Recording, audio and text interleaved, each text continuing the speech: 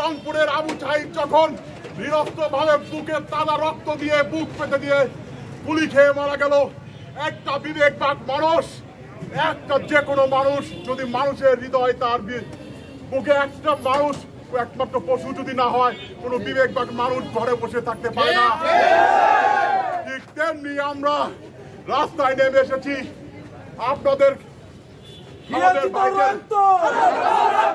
আমাদের ভাইয়ের অধিকার ফিরিয়ে আনার জন্য, আমাদের এই বৈষম্যর কোঠা বাতিলের জন্য।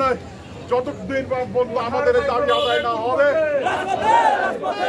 সাধারণ শিক্ষার্থীদের সাথে আমরা রাজপথে আছি। আমরা মুক্তিযোদ্ধা পরিবারের সন্তান, আপনাদের কাছে বিনীত অনুরোধ, প্রশাসনের ভাইয়েরা আপনারা আমাদেরকে সহযোগিতা করুন।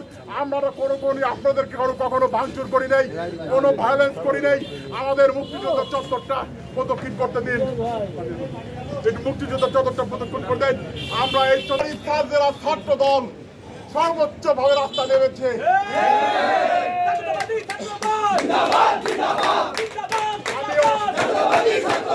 দাঁড়িয়ে ছিল বুক পেতে দিয়ে, বুকের তাজা রক্ত ঢেলে দিয়ে আবু সাঈদ সহ নিহত হয়েছে। আমিও তো মুক্তিযোদ্ধা।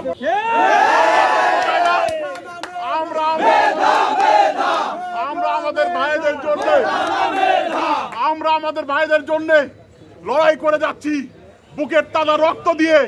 আপনাদের কাছে আকুল আবেদন, আপনারা আমাদের শুধু মুক্তিযোদ্ধা চত্বরটা প্রদক্ষিণ করতে দেন। আমরা কোনো অহিংস, আমরা কোনো ভায়োলেন্স, আমরা কোনো ভাঙচুর এবং অতীতেও করি নাই। আমাদের মধ্যে কোনো এই ধরনের রাজনীতি পাবেন না। এই ছাত্র দলের ইতিহাসে কখনো অপরাজনীতি, অপসংস্কৃতি, ভাঙচুর, জ্বালাও পোড়াও করে নাই, বরং ছাত্রলীগ, যুবলীগ জ্বালাও পোড়াও করে আমাদের উপরে দোষ চাপিয়ে দিয়েছে। আপনাদের কাছে বলছি, আপনারা আমি মুক্তিযোদ্ধা পরিবারের সন্তান, এখানে অনেকেই আছে মুক্তিযোদ্ধা পরিবারের, কেউ ভাই, কেউ নাতি, কেউ ভাতিজা। আমাদের এই মুক্তিযোদ্ধা চত্বরটা প্রদক্ষিণ করতে দেন। আপনারা আমরা করবো না, আপনারা আমাদের